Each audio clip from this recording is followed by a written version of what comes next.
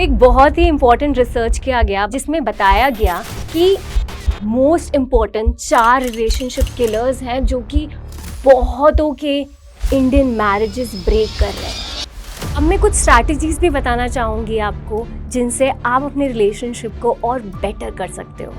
Number 1,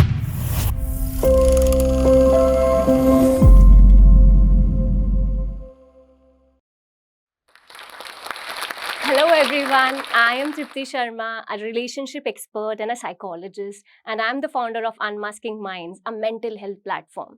और मैं आज यहाँ हूँ क्योंकि I am on a mission to train a lot of people to become a relationship expert through my certification programs also. और आज मैं बात करने वाली हूँ उस important topic के ऊपर जो कि हर एक घर में आज गूंज रहा है कि आजकल ये डाइवोर्सेस इतने ज़्यादा क्यों हो रहे हैं, ऐसा क्या हो गया है। सबसे बड़ा कॉज है क्योंकि we have lost our patience. हमें लगता है कि कहीं भी कोई भी खराबी हुई तो हम किसी और के पास जा सकते हैं। It's super easy right now. And इस थॉट पैटर्न से चलते ही हमें लाइफ बहुत इजी लगने लगी है क्योंकि हम बहुत रिजिड हो गए हैं। हम अपने आप को ही क्वेश्चन करने लगते हैं कभी ना कभी कि क्या मैं सही हूँ या नहीं, बट हम सामने वाले को कभी कुछ नहीं बोल पाते। और इसी रूप में हमको ये लगता है कि इतने रिजिड होने के बावजूद भी सामने वाला इंसान हमें समझेगा या नहीं। कम्युनिकेशन गैप बहुत मेजर फैक्टर है डाइवोर्सेस के होने में, क्योंकि जब स्टार्टिंग में शादी नई नई होती है, सब कुछ एक्साइटिंग होता है, इट्स अ फेज वेयर सब कुछ ब्लूमिंग सा लगता है। हम इतनी बातें करते हैं अपने ड्रीम्स के बारे में, अपने गोल्स के बारे में, क्या हुआ, वी टॉक अबाउट कि आज क्या बेस्ट हुआ, क्या नहीं हुआ। If you are feeling bad, हम at the end of the day अपने पार्टनर से शेयर करते हैं। बट जब शादी बहुत टाइम तक चल जाती है, वो गैप बढ़ने लगता है, बिकॉज हम उस शादी को एक नॉर्मल लाइफ की तरह लेने लगते हैं, एक मोनोटोनस वे में लेने लगते हैं और हम डिस्कशंस एंड करने लगते हैं। And then we feel like there is something lack, but we don't work on it. And that's where मैं एक और रीजन के बारे में बात करूंगी, जो है अनरियलिस्टिक एक्सपेक्टेशन। आजकल इतनी ज्यादा अनरियलिस्टिक एक्सपेक्टेशन है because of social media. Inside social media, there have been many partners who have been showing their perfect pictures, getaways, क्या वो सरप्राइज बर्थडे पार्टीज हो रही हैं। And because all of that is on social media, there are many other couples have been feeling कि मेरे साथ नहीं है, क्यों मेरा पार्टनर मेरे लिए ये नहीं कर रहा। अरे आप अपने पार्टनर से शेयर ही नहीं करोगे तो वो कैसे आप एक्सपेक्ट करोगे कि वो होगा। एज अ रिलेशनशिप एक्सपर्ट मैं ये कहना चाहूंगी कि दैट्स अ बिगेस्ट मिथ कि आपके पार्टनर को सब पता है, और सब पता उसको पहले से ही पता होना चाहिए। मैं गुस्सा हूं, उसको क्यों नहीं पता। I want to say here, please talk about it, please share what is going here. Cooperatively discuss किया जाए, हेल्दी डिस्कशन हो, that makes a relationship much much better. So I want you to work on discussing, sharing, creating environment where हम healthy discussions कर रहे हैं। So एक बहुत ही important research किया गया by psychologists and जिसमें बताया गया कि most important 4 relationship killers हैं जो कि बहुतों के Indian marriages break कर रहे हैं। And if I talk about these 4 relationship killers, number 1, start with criticism. There are a lot of people जो जब भी कोई कंप्लेन्स होती हैं, हम क्या करते हैं, हम 2 चीज़ें करते हैं। एक तो हम एक प्रॉब्लम सॉल्विंग अप्रोच रखते हैं, वेयर हम अपने पार्टनर से शेयर करते हैं कि मुझे आपकी ये चीज़ अच्छी नहीं लगी तो मुझे बुरा लग रहा है। सेकेंडली हम ऐसे एक्सप्रेस करते हैं कि तू बुरा है, तू लेज़ी है, तूने ही ये खराब किया है, या तेरी फैमिली बहुत खराब है।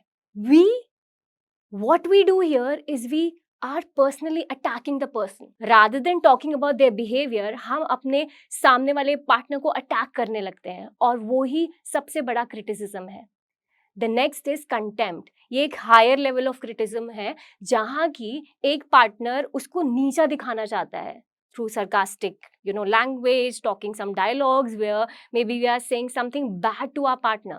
Maybe at times we say like you're good for nothing, and many things where we are attacking the partner in very bad tone, and it creates a subconscious level of discomfort.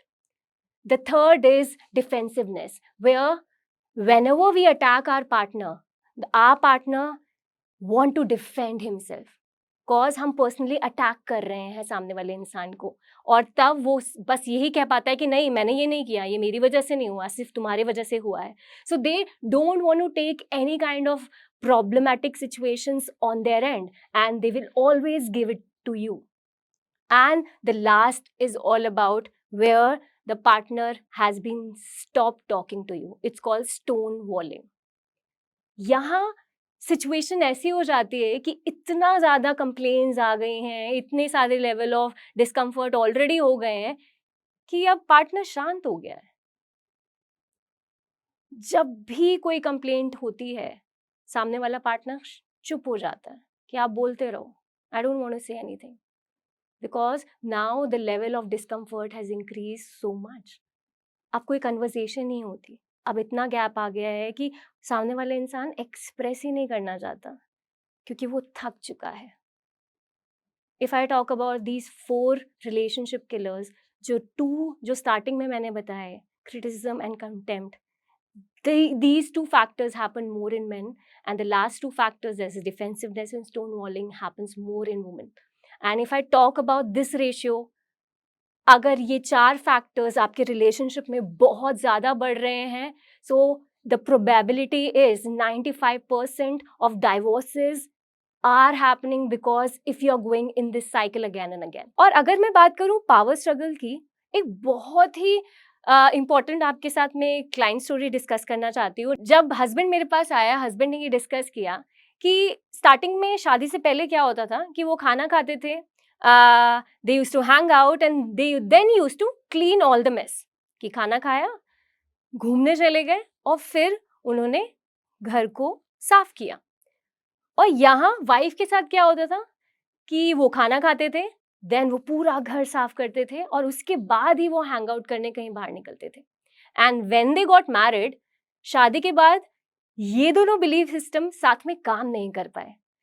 हुआ क्या कि husband के mind में तो ये चलता था कि हम खाना खाएंगे, फिर हम हैंग आउट करने जाएंगे, एंड देन जब हम घर वापस आएंगे तो साथ में क्लीन अप करेंगे. एंड वाइफ के माइंड में ये चलता था कि ओके, अब हमने खाना खा लिया है, उसके बाद हम क्लीन करेंगे साथ में, एंड देन लास्ट में हम हैंग आउट करने जाएंगे. So both of husband and wife यहाँ दोनों डिफरेंट बिलीफ सिस्टम के साथ चलते आए, एंड उसकी वजह से वाइफ को बहुत ही ज्यादा इश्यूज होने लगे. It was just a small issue, but ये इशू बहुत ही बड़ा बन गया, जहां वाइफ को ऐसा लगा कि सामने वाला इंसान तो मेरी बात ही नहीं सुनता, एंड उसने ये बोलना चालू किया कि आप तो मेरी वैल्यू ही नहीं करते, मैं काम कर रही हूँ, मुझे अप्रिशिएट ही नहीं करते, मुझे अच्छा ही नहीं बोलते कभी, एंड मुझे आप रिस्पेक्ट ही नहीं दे रहे हो. ये चैलेंज इसलिए आया क्योंकि हम हमेशा अपना ऑपरेटिंग सिस्टम एक दूसरे पार्टनर पे थोपने पे डालते रहते हैं कि तुझे तो मेरी बात सुननी है, मैं ऐसे काम करता हूँ, तुझे यही अपनाना होगा अपनी लाइफ में, and that makes the situation more verse, क्योंकि हमें तो किसी और की सुननी ही नहीं है. And there are 3 major factors जो हमें बीनीथ में देखने पड़ेंगे, that is power, trust and value. अगर हमने इन पे काम कर लिया, ये ऊपर वाली चीजें जो चल रही है कि गुस्सा क्यों आ रहा है, मेरी सामने वैल्यू क्यों नहीं हो रही, क्लोजनेस क्यों नहीं बढ़ रही है, इन सब की वजह से बढ़ रही है क्योंकि हम जो अंदर हो रहा है उस पर काम नहीं कर रहे. So I urge all of you to work on this power struggle by looking at कि सामने इंसान क्यों कर रहा है, सामने वाला इंसान ऐसा कुछ, बिकॉज उसको वो क्लोजनेस चाहिए, उसको वो रिस्पेक्ट चाहिए, वो वैल्यू चाहिए, और तभी ये रिलेशनशिप और स्ट्रॉन्ग और मजबूत बन पाएगा. What if I tell you that in a marriage, spiritually, whenever you enter in a marriage, your partner is the mirror of your deepest and darkest secret. आपके जो भी डार्केस्ट सीक्रेट है वो खुलने लगते हैं.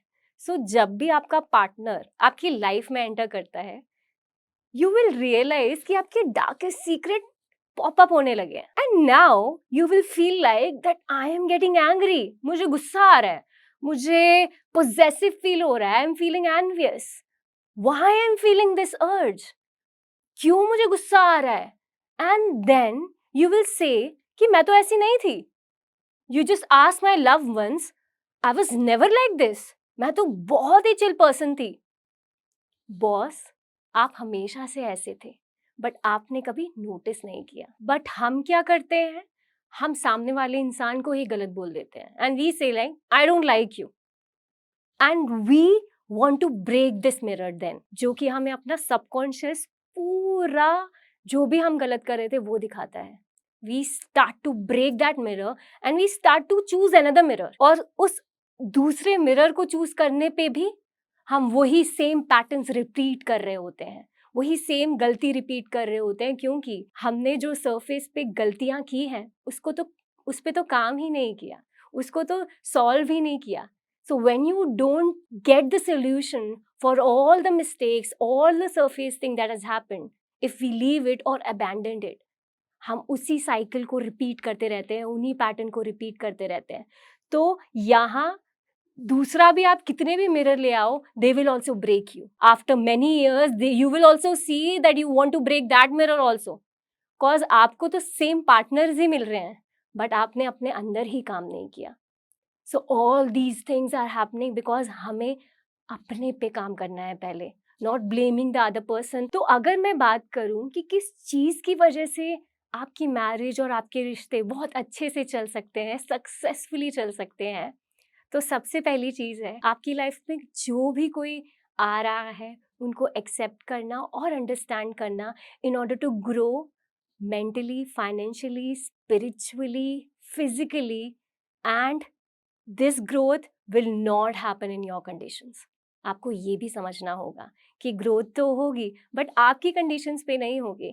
आपको एक दूसरे को समझना होगा, एक दूसरे की मेंटली, फिजिकली, स्पिरिचुअली जो भी कंसर्न्स हैं उन पे साथ में काम करना होगा, एक्सेप्ट और अंडरस्टैंडिंग इतनी बढ़ानी होगी ताकि ये मैरिज चल सके। और कभी कभी रिलेशनशिप में हमें गलत एक्सपेक्टेशन होती है कि कंप्लेंट्स आ ही क्यों रही हैं, और हम ये सोचते हैं यहाँ कि मुझे तो डिस्कशन करने की ज़रूरत ही नहीं है, ये बात क्यों ही हो रही है, मुझे अपना आधा घंटा और बर्बाद क्यों करना है। बट सामने मेरी वाइफ को उस डिस्कशन की ज़रूरत है, वो डिस्कशन अगर ना हो तो हम आगे नहीं बढ़ पाते। बट यहाँ में भी हस्बैंड ये कहने लगता है कि ये और आधा घंटा मैं बर्बाद क्यों करूँ, मैंने तो पहले से सॉर्ट कर चुका हूँ। But you have to understand कि बात करना बहुत ज़रूरी है। So always keep in mind कि 10% ऑफ अपना टाइम आपको हीटेड आर्गुमेंट्स के लिए रखना पड़ेगा।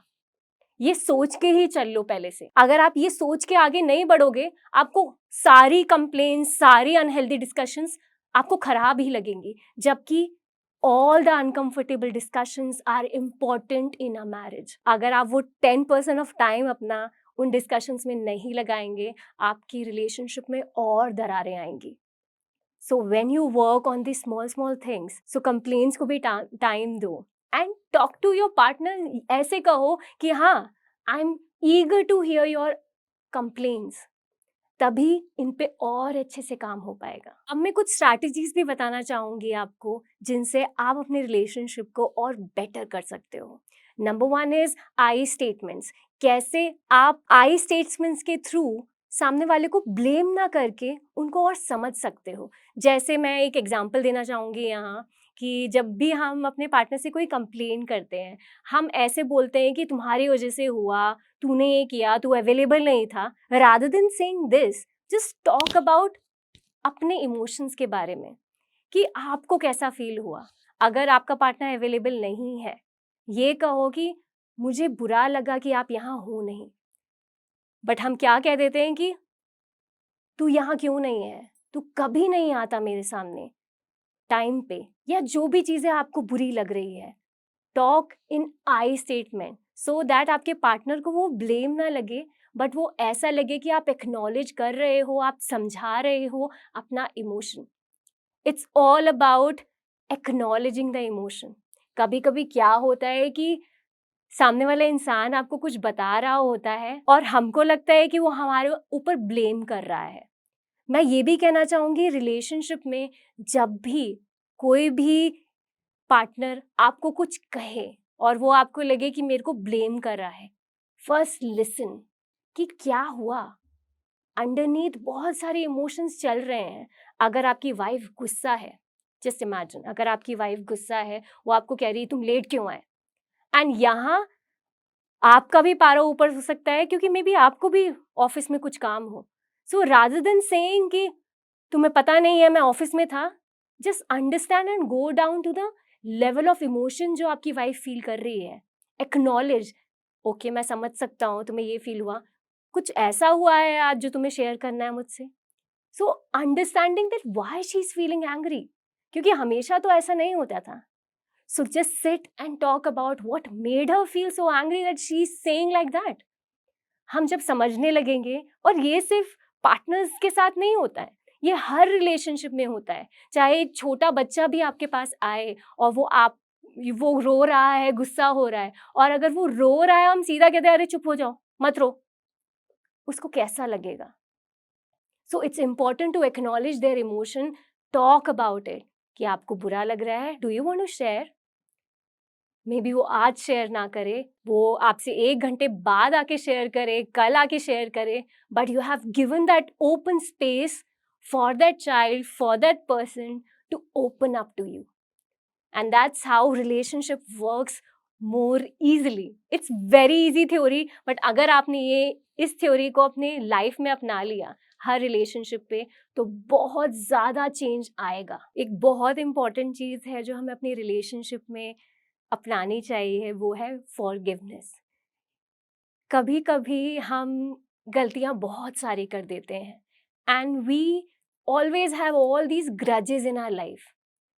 मैं ये कहना चाहूँगी कि उन ग्रजेस को भुला के अपने पार्टनर को सॉरी बोल के आगे बढ़ना इज़ द बेस्ट थिंग आप कर सकते हो। क्योंकि कभी-कभी हम पास्ट एक्सपीरियंसेस इतने सोचने लगते हैं कि उनकी वजह से प्रेज़ेंट लाइफ़ अच्छे से नहीं जी पाते। So let's work on saying sorry and moving on and enjoying the present life, because यही स्किल है जो आप अच्छे से अपने रिलेशनशिप को आगे बढ़ाने में काम कर सकते हो। जो इंसान अपने आप को फॉरगिव करता है, सामने वाले इंसान को फॉरगिव करता है, चाहे वो रिलेशनशिप हो, चाहे वो मदर डॉटर रिलेशनशिप हो, चाहे वो किसी का भी रिलेशनशिप हो, वो लाइफ में बहुत आगे बढ़ पाता है, क्योंकि उसके बैक ऑफ द माइंड कुछ और नहीं चल रहा होता। हमें ये सोच के आगे बढ़ना है कि कोई इंसान परफेक्ट नहीं है, परफेक्शन इज़ द मिथ, और हम आगे तभी बढ़ सकते हैं जब उन फ्लॉज़ पे हम काम कर पाएँ और आगे बढ़ें, because imperfection is the key. तो मैं आज आप सबसे एक कमिटमेंट लेना चाहूँगी।